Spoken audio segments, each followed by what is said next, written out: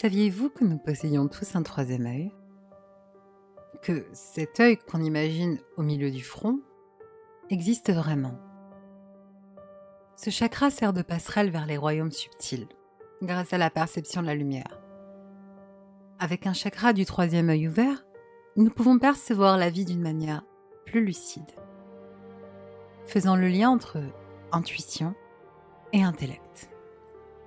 On l'appelle également œil intérieur ou œil de l'âme. J'ai toujours eu une passion pour l'ésotérisme. Mon copain Raphaël ne supportait pas ça.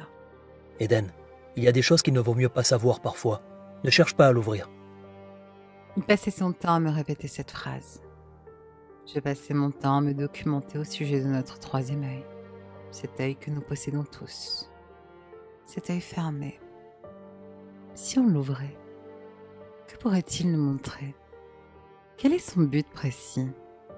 Mais surtout, pourquoi est-il fermé? Raphaël me disait souvent: Tu te poses plusieurs questions sur le troisième œil, ma puce. Mais j'ai l'impression que parfois, tu ne te poses pas les bonnes questions. qu'est-ce que tu veux dire? Tu ne te demandes pas quelles seraient les conséquences si quoi, Raphaël? les gens commençaient à l'ouvrir.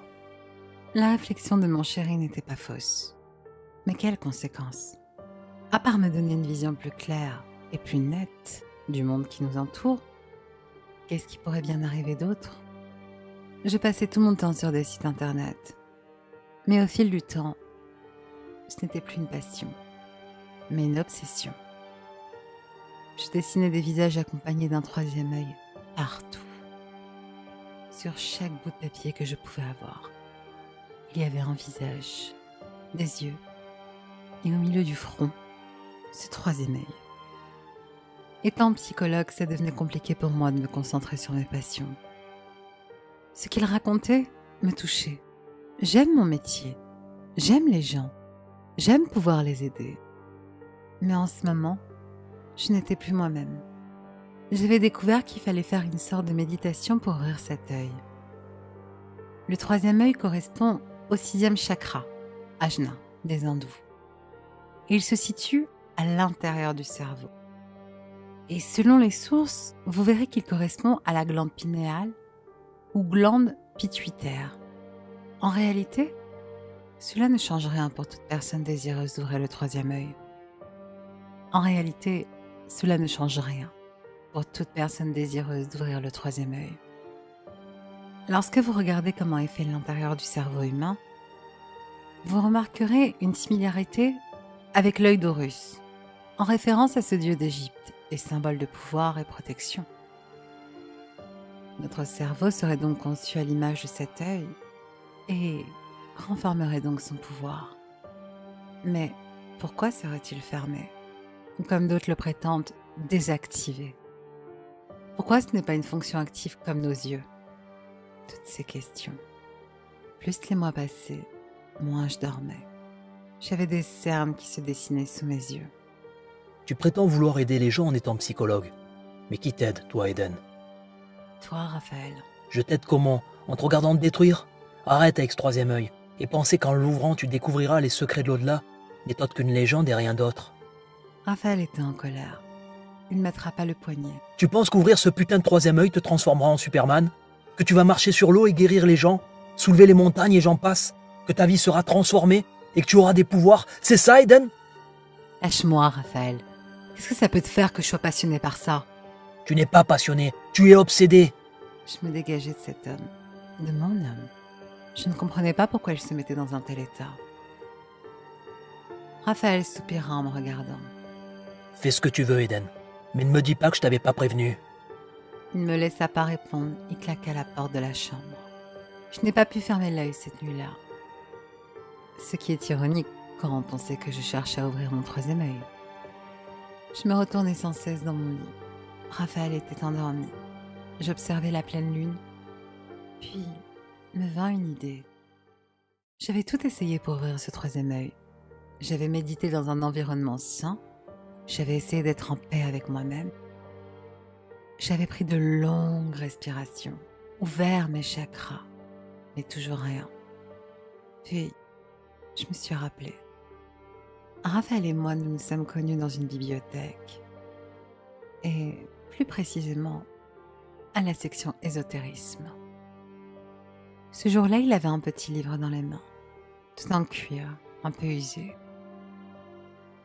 Il m'avait parlé de ce livre, très rare et d'une valeur inestimable. Mais il n'appartenait pas à la bibliothèque. Il était à lui. Malgré le temps passé ensemble et notre emménagement récent, je n'ai jamais revu ce livre. Il me disait souvent que ce livre renfermait les secrets de l'univers, et j'ai toujours pensé qu'il se moquait de moi. Mais si c'était vrai, je me suis levée de mon lit à la recherche de ce petit carnet. Au pire, ce sera une dispute avec Raphaël, et au mieux, il n'en saura rien. Je suis descendue dans la pièce principale sur la pointe des pieds et je me suis dirigée dans le bureau de Raphaël. J'ai fouillé ses étagères, son bureau, ses placards, toute la pièce. Mais je n'ai rien trouvé. Mais merde, si j'étais un livre étrange et magique, où est-ce que je me cacherais? Comme une réponse à ma question, un livre tomba devant moi. Je le ramassai pour le remettre à sa place. En le touchant, je me rendais compte que ce n'était pas un vrai livre. La bibliothèque de Raphaël était fausse. Je jetai toutes ces décorations au sol. Et parmi eux, il y avait un livre avec une serrure. Non. Oh, Raphaël, au point où j'en suis. Ce n'est pas ça qui va m'arrêter. Je tapai le petit coffre contre la table. Il se cassa dès le premier coup. Le livre en tomba. Je le saisis triomphante. Tout en le parcourant, je me rendais compte qu'il ressemblait à une encyclopédie. Je trouvais très vite ce que je cherchais. Comment activer mon troisième œil, méthode obscure. Asseyez-vous dans une pièce sombre. La lune doit être haute dans le ciel. Allumez une bougie. L'odeur, la marque ou la couleur n'a aucune importance. Munissez-vous d'un objet tranchant. Pressez-le dans la paume de votre main. Ne vous ouvrez pas trop. Gardez votre sang dans votre main et prononcez ces mots. O obscure domine responsavolo e sola ademe pertessure potes. Aperi tremeum e permitteme videre cognemo fide et anima. Je me préparais pour mon rituel. Puis après avoir prononcé ces mots en latin, je pressais mon poing pour déposer le sang qui coulait sur la flamme de la bougie. Rien ne se passa. J'attendais quelques minutes. Mais la colère finit par prendre le dessus. De rage, je jetai le livre de Raphaël contre le mur.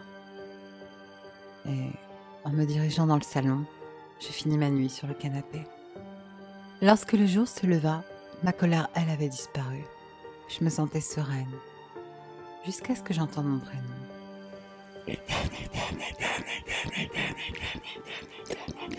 Tu n'aurais pas dû, tu n'aurais pas dû, tu n'aurais pas dû. Assume, assume, assume. Tu verras, ce sera drôle. Je me suis retournée, mais personne. Quand je me suis réveillée, le soleil brillait dans le ciel.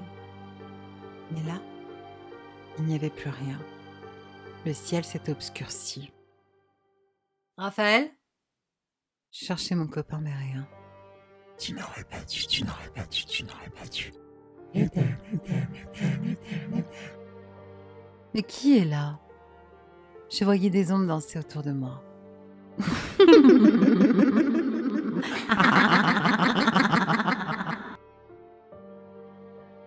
Derrière, je commençais à avoir peur. Je courus dans le bureau de Raphaël. Il était assis, il me regardait. Il a fallu que tu le fasses, hein? Il a fallu que tu trouves ce cahier et que tu fasses ce rituel. Oui, mais Non, Aiden. As-tu lu le texte jusqu'au bout ou as-tu tout simplement fait le rituel et tu es parti te coucher? Ton silence est déjà une réponse. Oh, Aiden, lis ce qu'il y avait écrit juste après le rituel. je saisissais le livre qu'il me tendait. Mes yeux s'agrandirent de peur. Attention, lorsque vous activez votre troisième œil, vous ouvrez la seconde vision. Vous allez commencer à apercevoir et ressentir le monde spirituel. Vous allez voir ce qu'on appelle les shadow people, des esprits de base astrale. Ces âmes perdues remarquent que vous les voyez et commencent à venir vers vous. Malheureusement, ces esprits apparaissent souvent de manière effrayante, comme des silhouettes sombres. et leur chuchotement vous glace le sang. Je relevai la tête en regardant Raphaël. Eden, suite à l'ouverture du troisième œil, tu te retrouves face à face à toi-même avec tes propres démons. Et c'est une expérience qui peut s'avérer cauchemardesque. Il commença à rassembler ses affaires. Je saisissais son bras. « Mais Raphaël, où vas-tu ?» Je pars. Maintenant que tu appartiens à mon père, je ne fréquente pas ses serviteurs. Donc, je suis condamnée à vivre dans les ténèbres. À jamais. J'espère que vous avez bien retenu la phrase en latin. Je m'ennuie. Et en cette nuit d'Halloween, j'ai très envie de venir chuchoter à l'oreille de certains d'entre vous.